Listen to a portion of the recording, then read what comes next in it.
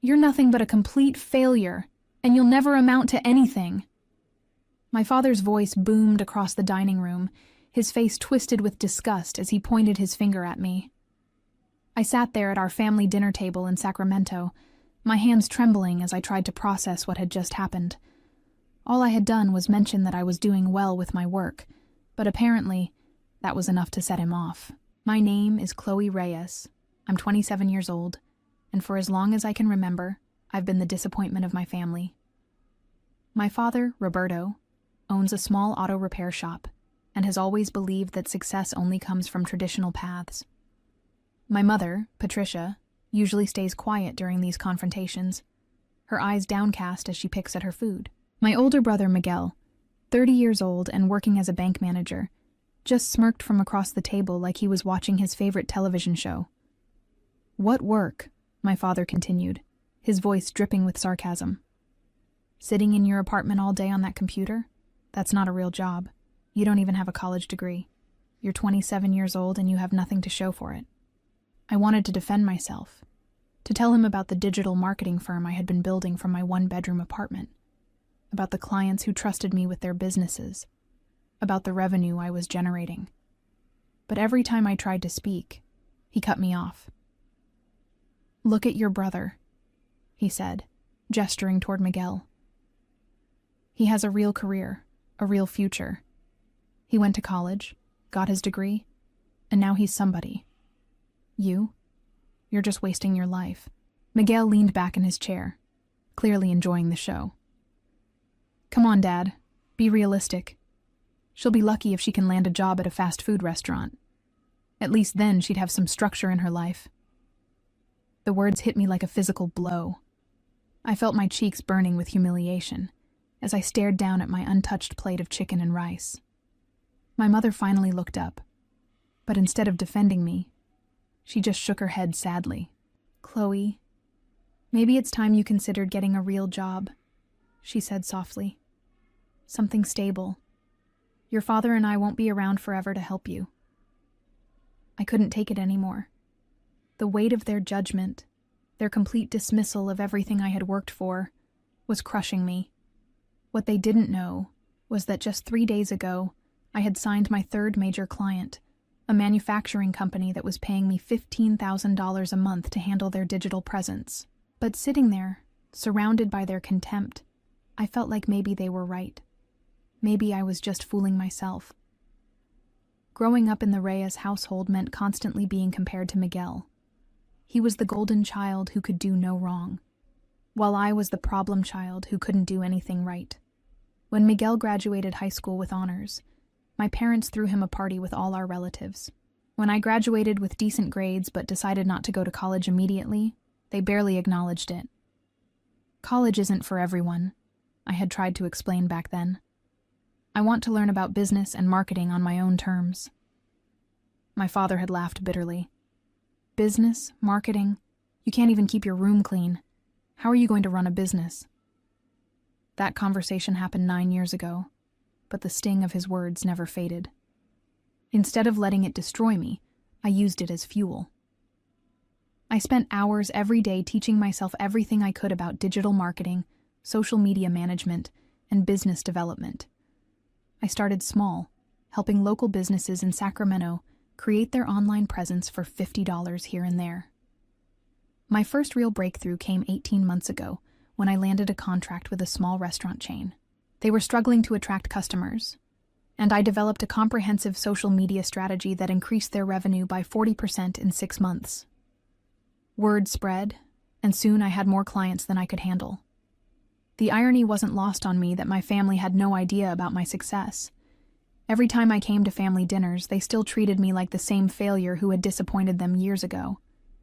They never asked about my work, never showed any interest in what I was doing with my life. In their minds, I was still the girl who didn't go to college and therefore had no future.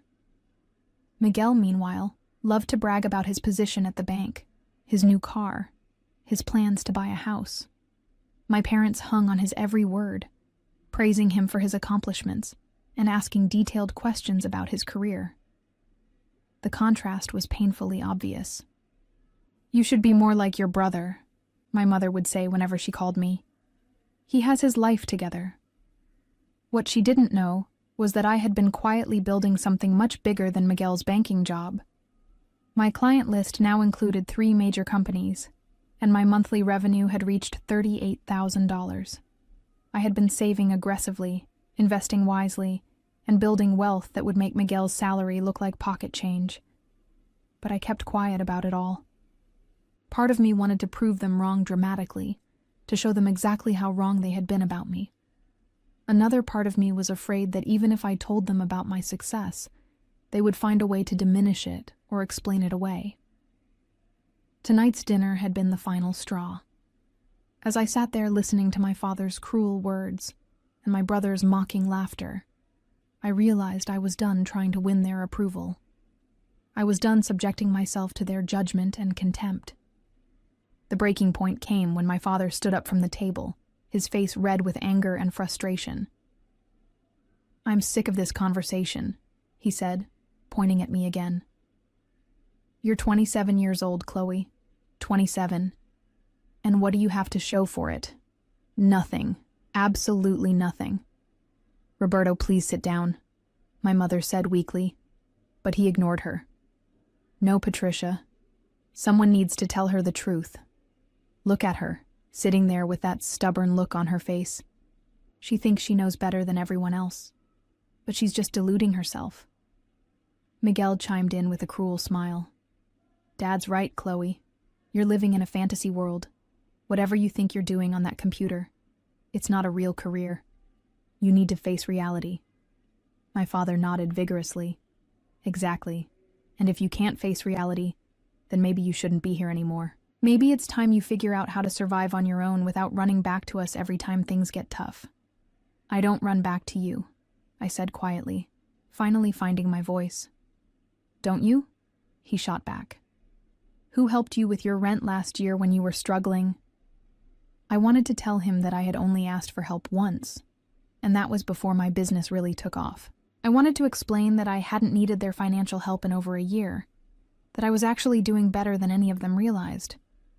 But I could see in his eyes that he wasn't interested in hearing anything I had to say. "You know what?" he continued, his voice getting louder. "I'm done enabling this behavior. If you want to keep living in your little dream world, you can do it somewhere else. Maybe when you're out there in the real world, struggling to pay your bills with your fake internet job, you'll finally understand what the rest of us have been trying to tell you." The silence that followed was deafening. My mother looked like she wanted to say something, but she remained silent. Miguel was practically grinning, clearly enjoying watching me get torn down.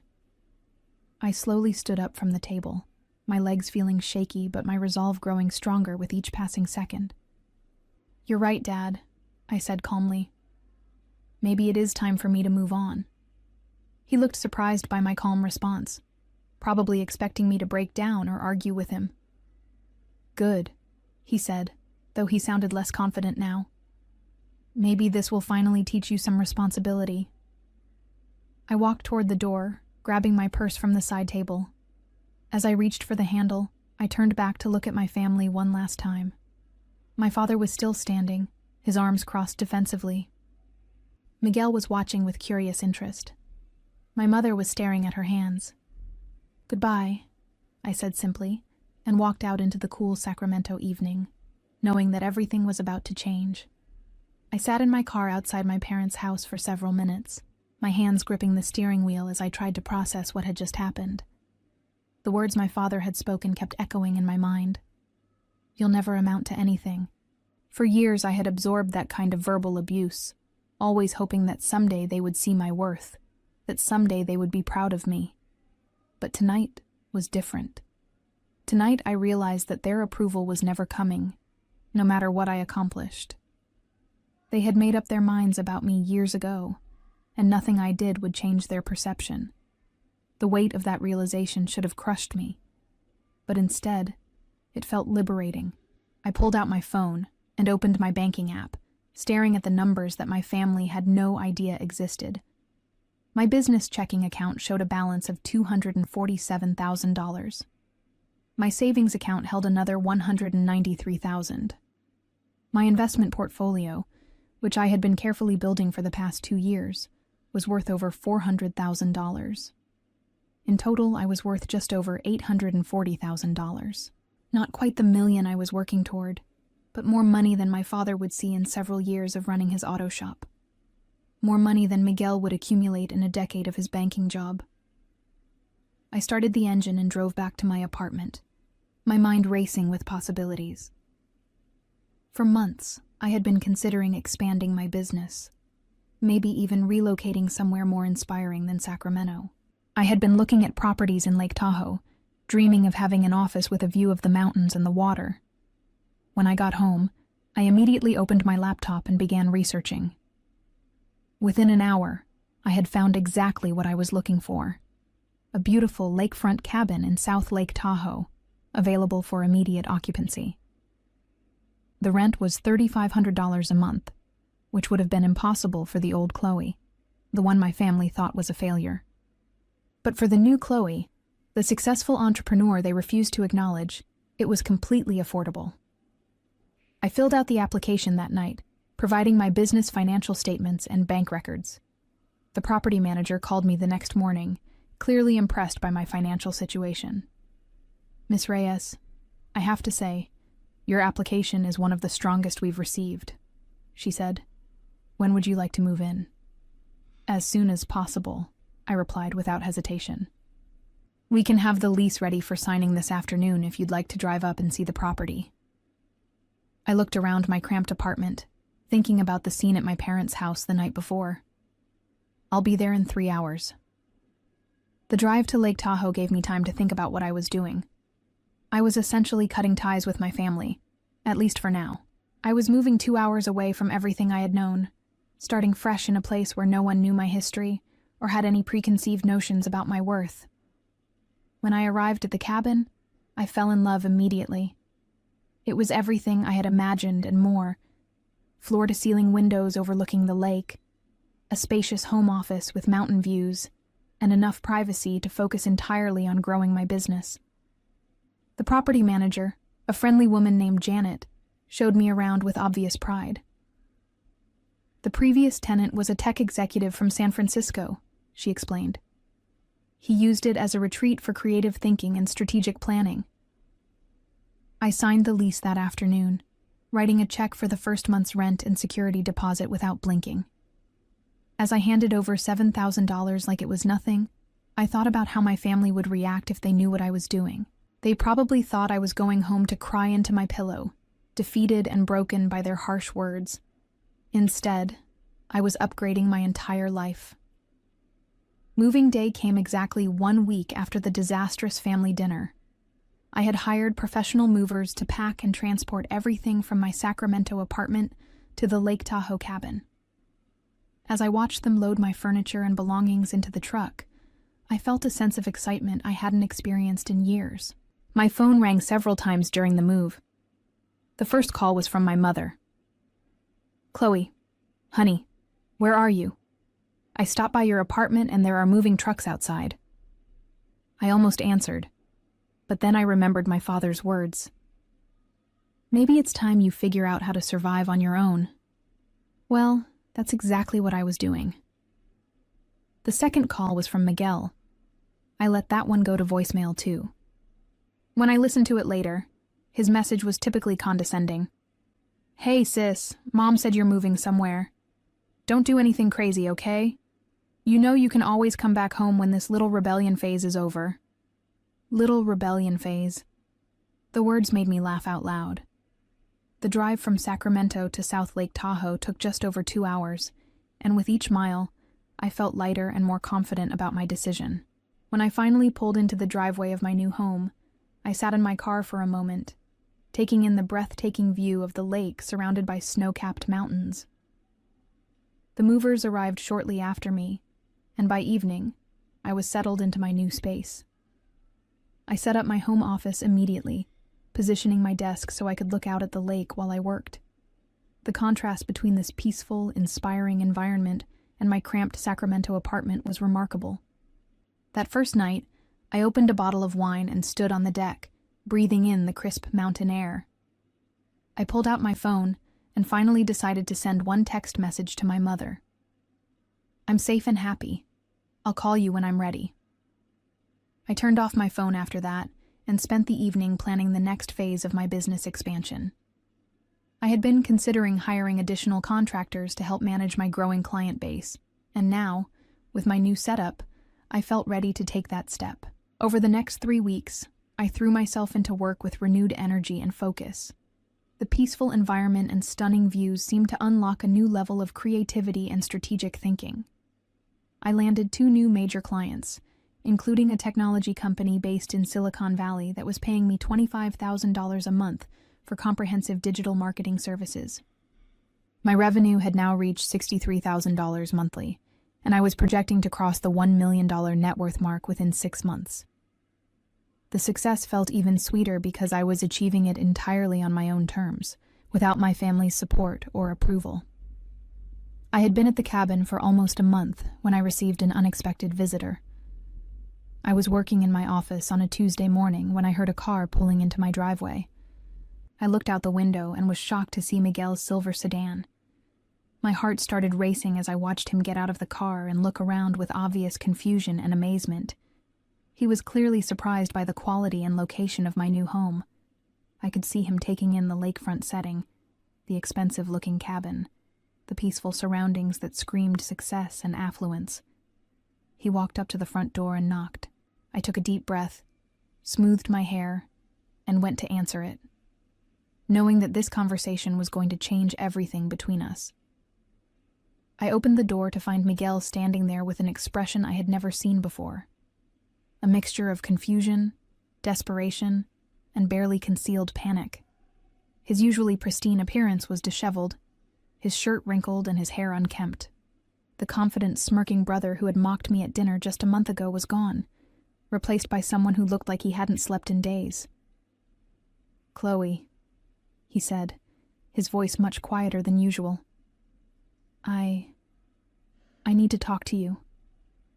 I gestured for him to come inside, curious about what could have brought him all the way to Lake Tahoe. As he stepped into the cabin, I watched his eyes widen as he took in the spacious, beautifully furnished interior, the high-end appliances, and the spectacular lake view through the floor-to-ceiling windows. "This place is," he started, then stopped, clearly struggling to process what he was seeing. "How can you afford this?" "Would you like some coffee?" I asked, deliberately avoiding his question. I wanted to hear what he had to say before I revealed anything about my situation. We sat in the living room, and I could see Miguel trying to reconcile the luxury of my surroundings with his mental image of me as a failure. He kept looking around nervously, as if he expected someone else to appear and explain how his unsuccessful sister had ended up in a place like this. "Kloe, I'm in trouble," he finally said, his voice barely above a whisper. "Big trouble." I waited for him to continue, sipping my coffee and maintaining a neutral expression. "I got laid off," he said, the words coming out in a rush. 3 weeks ago. The bank is downsizing, and they eliminated my entire department. I thought I was safe because of my performance reviews, but apparently that didn't matter. I felt a flicker of sympathy for him, despite everything he had put me through over the years. "I'm sorry to hear that, Miguel. That must be really difficult." "It gets worse," he continued, his hands shaking slightly as he held his coffee cup. "I had been living beyond my means for months, thinking my job was secure. I bought the new car, put a down payment on a house, took out loans to furnish it. I thought I could handle the payments easily with my salary." He paused, looking out at the lake as if gathering courage to continue. "Now I'm facing bankruptcy, Kloe. The house payment, the car payment, the credit cards. I can't cover any of it without my job. I've been applying everywhere, but nobody's hiring right now. At least not at the salary level I need." I nodded, beginning to understand why he had driven 2 hours to find me. "I was hoping," he said, then stopped and started again. "I know things haven't been great between us, and I know I haven't always been the most supportive brother. But I was wondering if maybe you could help me out. Just temporarily, until I get back on my feet. The irony of the moment wasn't lost on me. Just a month ago, this same man had been laughing at me, calling me a failure, suggesting I'd be lucky to work at a fast food restaurant. Now he was sitting in my beautiful lakefront home, asking me for financial help. "What kind of help are you looking for?" I asked calmly. "I need about $8,000 to cover my immediate expenses and buy me some time to find a new job," he said, his voice getting smaller with each word. "I know it's a lot to ask, and I wouldn't be here if I had any other options." I took another sip of my coffee, letting the silence stretch between us as I considered my response. I set down my coffee cup and looked directly at Miguel, watching as he shifted uncomfortably in his chair. The desperation in his eyes was palpable, and I could see him trying to calculate what my response might be. For just a moment, I felt a trace of the old Kloe, the one who would have scrambled to help family no matter how they had treated me. But that Kloe was gone.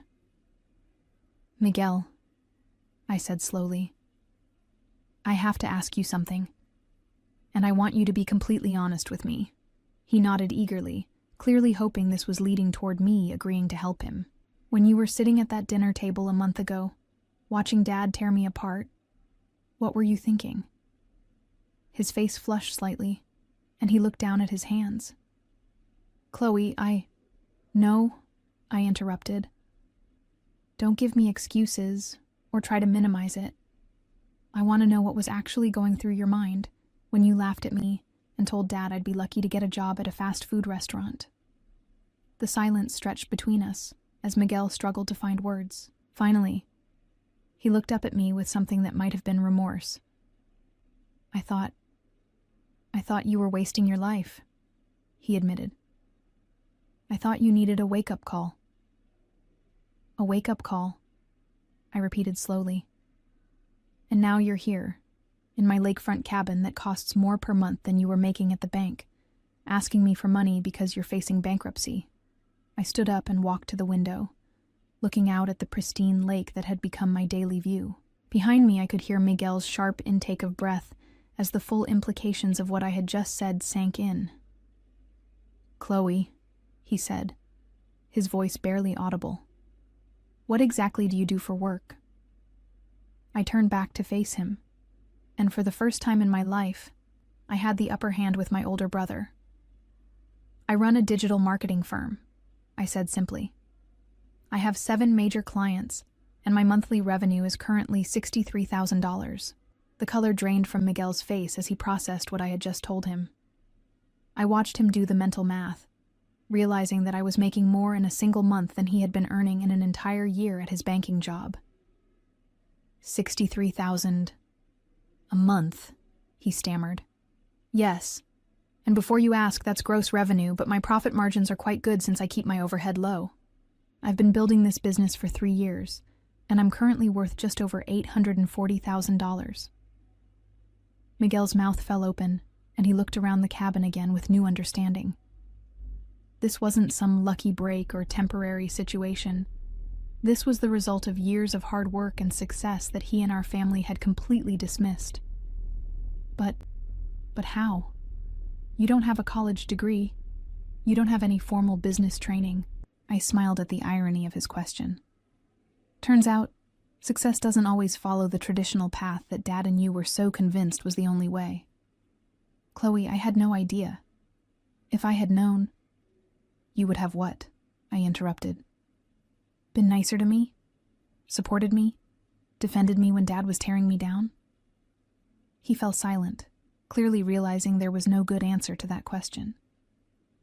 "The truth is, Miguel, you and Dad made it very clear how you felt about me and my choices. You didn't believe in me when I had nothing to show for my efforts, so why should I trust you now that I'm successful?" I walked back to my chair and sat down, maintaining eye contact with him.